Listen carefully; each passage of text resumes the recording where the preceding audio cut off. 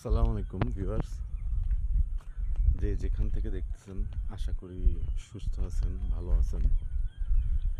এই আজকে খামার ভিজিট করতে আসলাম। খামার বলতে এই পুকুরে কাজ করাচ্ছিলাম গত কয়েকদিন ধরে। খামারে আসলে কাজ করাতে গেলে এক একটা প্রবলেম, মানে প্রবলেমের শেষ নাই। মনে হয় আর কি দূর থেকে দেখতে সব কিছু সুন্দর লাগে, যে অনেক ভিডিওতে যখন মাঝে মাঝে দেখায় নিজের ভিডিওগুলো নিজে করলে তখন মনে হয় বাহ মাশাল্লাহ চমৎকার। কিন্তু আসলে এটার পিছনে অনেক পরিশ্রম, অনেক সমস্যা, অনেক বাধা, অনেক বিপত্তি থাকে। এই পুকুরটা আমার সবচেয়ে বড় পুকুরটা। অনেক দিন ধরে চেষ্টা করতেছি এটা মানে সমান করার জন্য এবং একটু গভীরতা বাড়ানোর জন্য।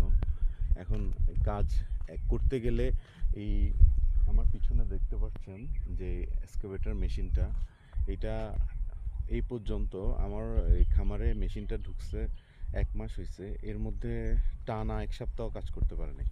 একবার নষ্ট হয় মেশিনের সামনে কিছু, একবার ড্রাইভারের সমস্যা, বিষয় কি বলবো, মানে 2-3টা ড্রাইভার চেঞ্জ হয়েছে, সবাই অসুস্থ।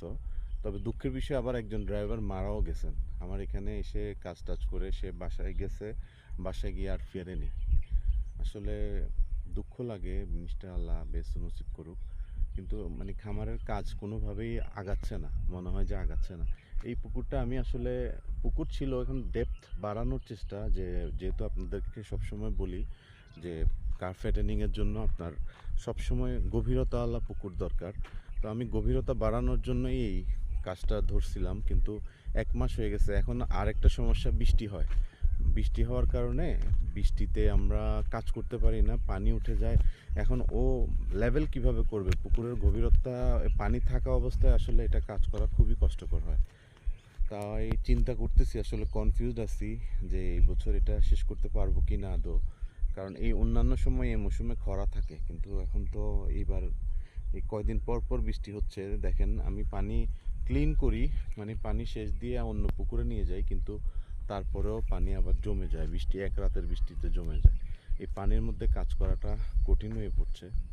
তা আমি এখন চিন্তায় আছি, কনফিউশনে আছি যে আমি টাকা দিব, এগুলো তো 1 ঘন্টায় কাজ করলে 2000-2200 টাকা নিয়ে নেয়।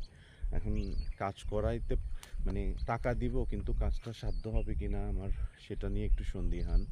আমার বাবা বলতেছেন এই বছর বাদ দিতে।